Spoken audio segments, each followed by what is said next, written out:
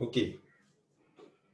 The toxicity is low enough to kill the target organism. What is the target organism? Of course, the rat.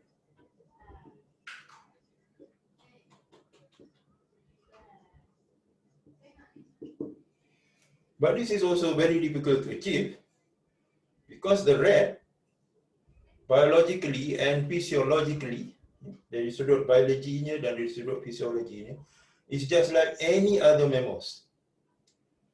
We are all the same, biologically and physiologically, and so we are all affected by the rodenticide. But anyhow, we can adjust in terms of dosage. In terms of dosage. In terms of mode of action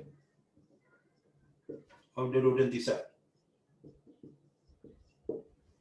Okay. In order to reduce the risk on other organisms. Okay. This we will explain in more detail later. Okay. So that's number one.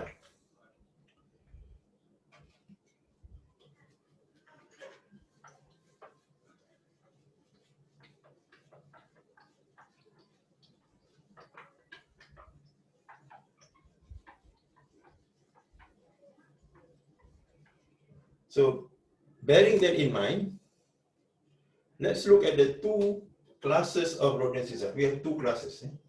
Two classes of rodenticide.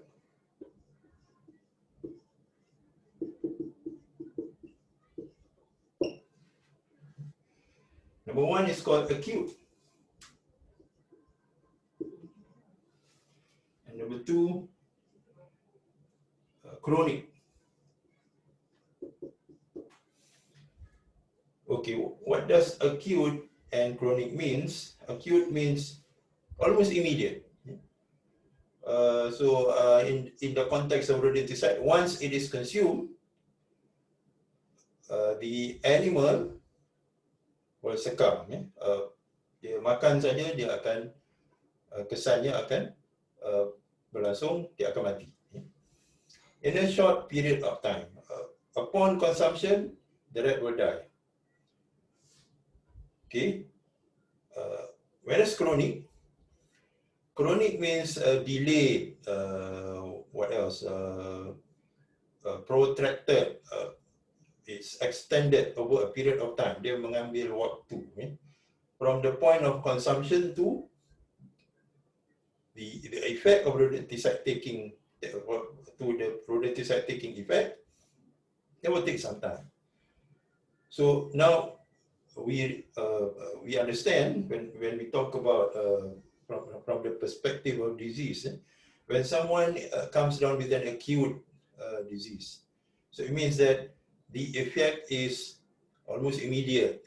An example of that is SARS, S-A-R-S, severe acute respiratory syndrome, an epidemic that once hit us a few years ago.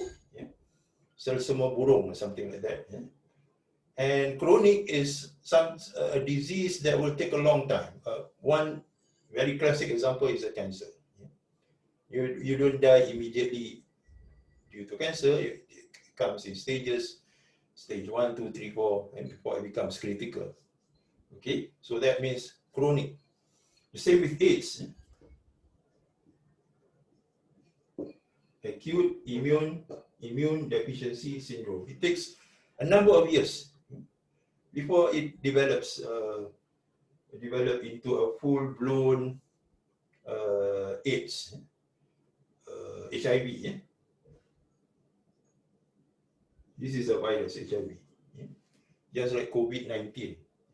Human immunodeficiency virus. Okay. So I just want to differentiate and make clear the difference between acute and chronic, so that we understand how the different classes of rodenticide work. Can I give you one example of an acute rodenticide, that is zinc phosphide.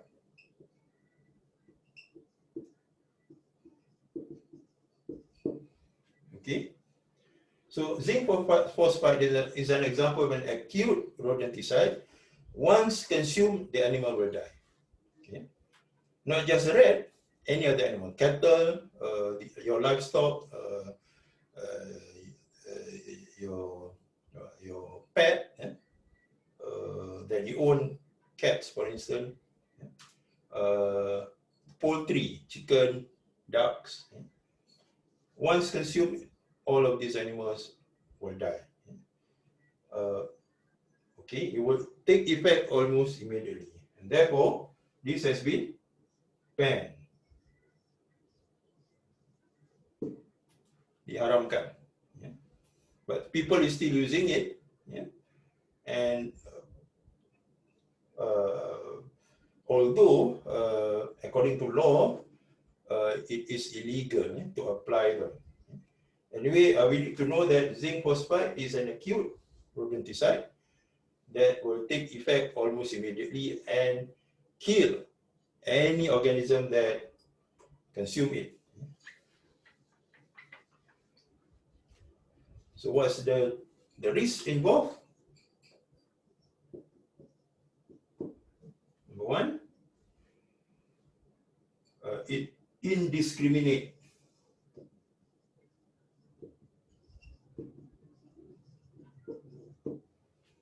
Okay, it kills non-target organism. Kills non-target animals, including human being. Yeah. And then highly toxic, of course.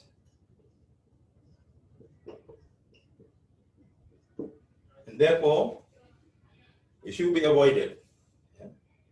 Because it puts our conservation effort at jeopardy. Yeah. It defeats the purpose. When we talk about bioconservation, when we talk about preservation of wildlife, etc. So it's highly toxic, and that's why it's phased out. Phased out maksudnya tidak lagi digunakan, and actually has been banned worldwide. Di peringkat global antarabangsa, zinc phosphide is an illegal form of rodenticide that should be avoided and should not be applied in the fields. So let's forget about acute rodenticide. Let's talk about the chronic rodenticide. Now, the mode of action.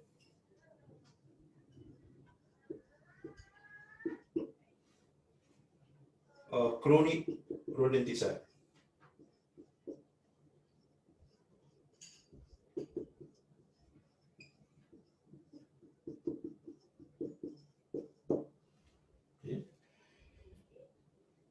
Number one, it has a delayed response.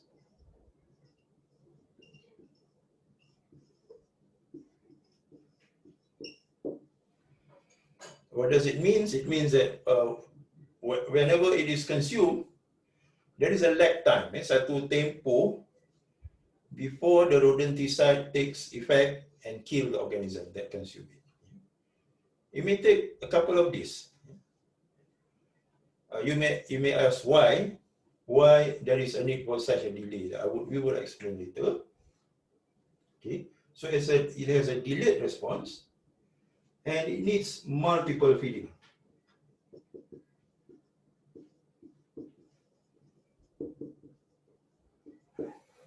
Okay, in other words, the animal has to return and feed again.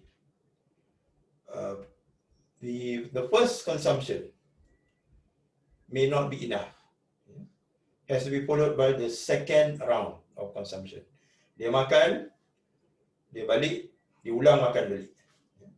Perhaps 2 or 3 times before the rodenticide finally take the effect, take effect, and the animal will die. And there's a reason for that. Why they need to be multiple feeding. Okay, so all this has been designed to lower the risk of toxicity on other animals. Yeah. Okay. Although there is no guarantee that other animals will be saved from the presence of chronic rodenticide. Yeah. But this is how it works. And then when we talk about chronic poison, they are all in the form of anticoagulant.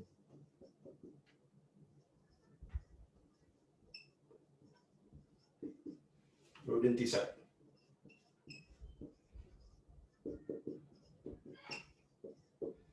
So anticoagulant, what does anticoagulant means? Anticoagulant means anti-pembekuan darah. So anti-clotting, anti-blood clotting. Blood clotting does not occur. So how can we make sense of this? Because when you consume the rodenticide, kita makan racun tu, what happen? It will make your blood vessels, will weaken your blood vessels. So weaken the blood vessels.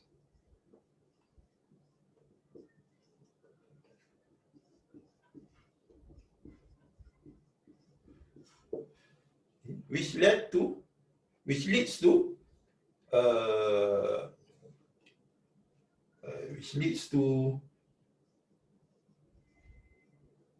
imperforation.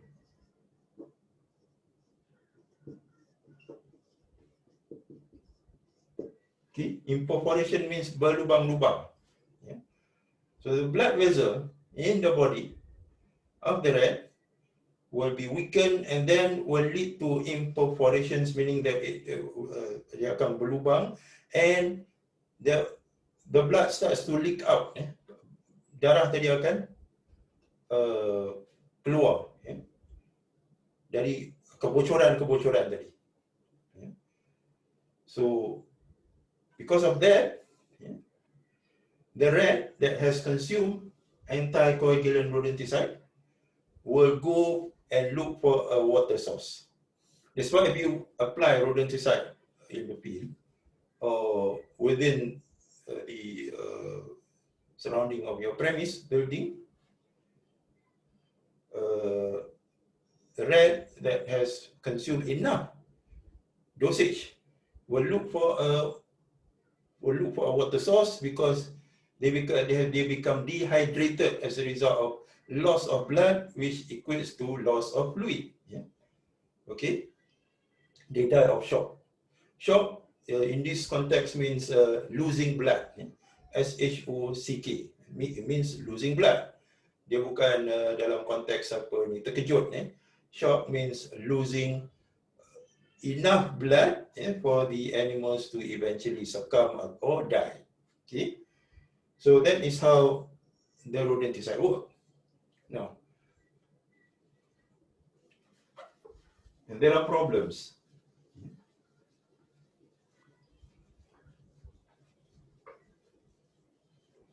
What are the problems? Problems associated with chronic rodenticide are anticoagulant rodenticide. Problems or other challenges.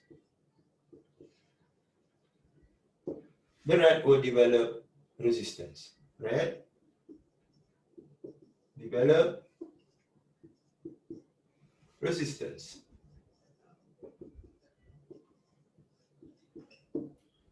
Okay, how do you develop resistance? After the initial consumption. Okay, they nibble on the rat bait, dia gigit racun tikus tu, and then they start to feel discomfort or uncomfortable, or they feel apa ni macam mual, stomach upset, for instance. And so they will avoid feeding on the rest of the bed. So let's say this is the bed, the original bed that you offer. So part of it has been consumed. And so this is what we call sublethal dosage. So the rat has consumed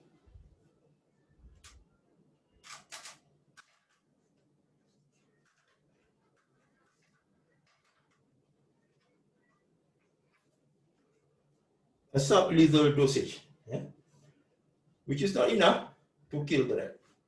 So it develops resistance.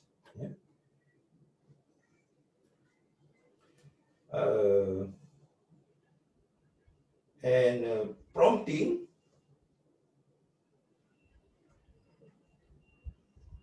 a rodenticide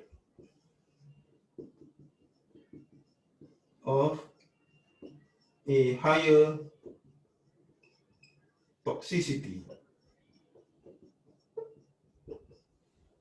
has to be manufactured or has to be manufactured, or the right word is actually formulated. Formulated.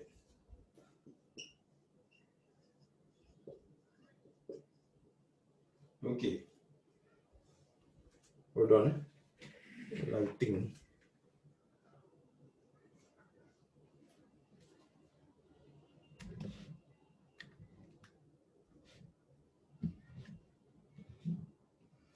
Okay.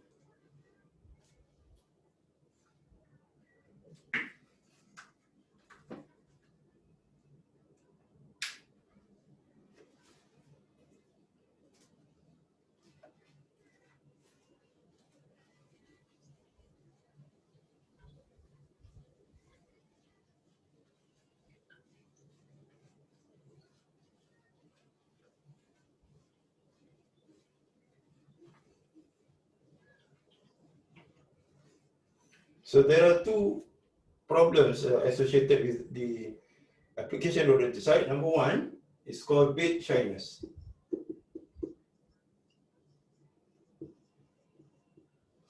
That is one that I referred to previously.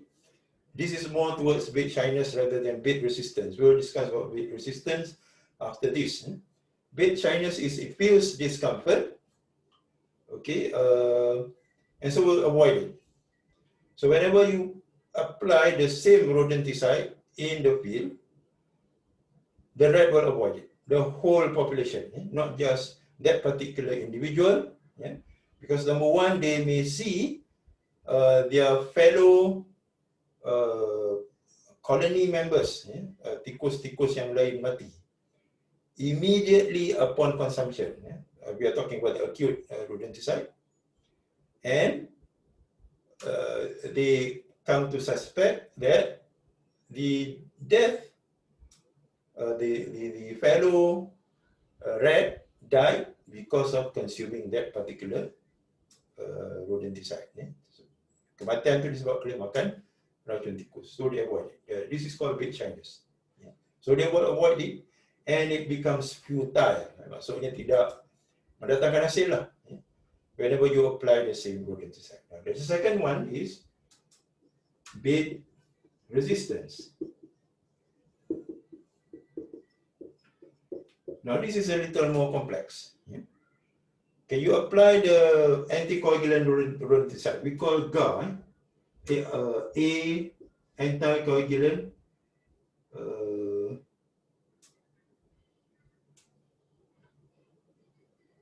rodenticide, and it's called the first generation, FGAR. At first, there's no such thing as first generation. Second generation, we only have anticoagulant rodenticide. But later on, we have the first generation. Why? Because there's a need to come up with a more toxic second generation. That's why it's called SGAR. Later on, SGAR. Now, the first generation anticoagulant rodenticide, let's say you have one population of rat. These are all rats. These dots represent individual population, individuals in a population. And so you apply the first generation. So most of them die. In fact, all of them die. Initially. Okay. And you keep on applying the same first generation anticoagulant rodenticide, APGAR, over many years. And it produced the same result. All the rats died. Until eventually, let's say after 40 years, for instance, this is just an example. After 40 years of applying that rodenticide in the same place, out of all the individuals, 2 survive. Yeah. So you have the whole population there. All of them died, except this particular 2. They have become selected against. They have been selected for. And selected for means this is what we refer to natural selection. Yeah? So in the theory of evolution, although the theory of evolution is wrought with controversies, but some of the mechanism make sense. Yeah? But we are not referring to one organism transforming into another, but within that population, there will be changes as a result of the selection pressure. And in this case, the selection pressure is the anticoagulant rodenticide. So it kills all the individual, and after so many years, as a result of some mutation within that population, there are individuals that are actually resistant. Dia menjadi rintang terhadap the first generation anticoagulant rodenticide, and they start to breed. Natural selection. Okay. This is a selection pressure. Yeah. Yeah. So you began to breed until after many years. At first, the composition may be 95%. Later on, after many years, 10%, 90%. And it progressively, the numbers, the proportion progressively increase until you have majority of the population are resistant to the first generation, and this become practically useless. Yeah. So you have to introduce second generation anticoagulant rodenticide, yeah, which is more toxic. In some cases, 5 times more toxic. Sometimes 3 times more toxic. Sometimes even 10 times more toxic. I'll give you an example. Yeah. Let's say warfarin. Warfarin is a first generation anticoagulant rodenticide. It's actually a short form for a lab in Wisconsin, the United States of America, University of Wisconsin Medicine, because it was developed there. So it was actually an acronym. So it had been applied during the Second World War, 1940s, up until today. And now most rat population, urban as well as rats that are exposed in the natural habitat, in the forests across Europe and America, and across our plantation in Malaysia, most of the rats have become resistant to the warfarin as a result of this process. Yeah? And so warfarin rat has become resistant, although not all of them. Sometimes you need to do a proper assessment to tell whether rat has developed resistance or not to that particular rodenticide. Yeah? So you have to formulate a more toxic anticoagulant rodenticide, which is the second generation, and thereby came along brodifacoum, bromadiolone, among others. Yeah. So these are the second generation. Yeah. Okay. So again, it wiped out the resistant individuals, and the cycle continues. Now, these are effective because there are at least 5 times more toxic than warfarin. Yeah.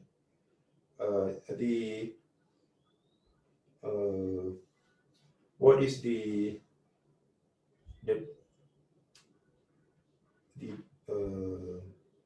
dosage,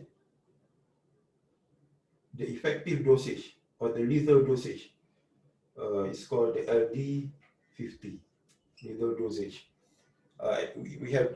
You have learned about this in PRP 3104. Yeah? The dose that kills 50% of the test animals. Yeah? So let's say warfarin is 0.05 W per W. Yeah? Weight of the active ingredient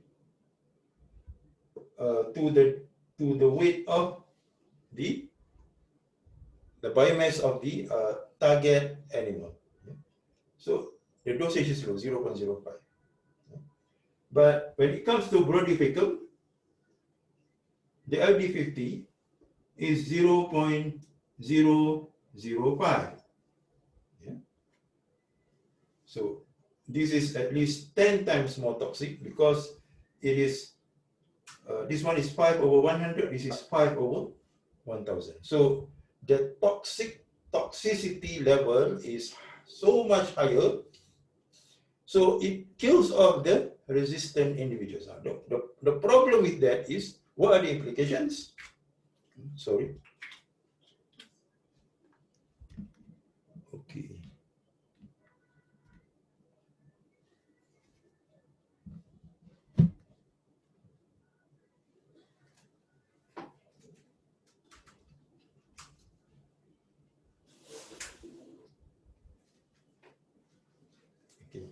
So what are the implications? We go back to our first premise. Has to be host specific, which is impossible because it will kill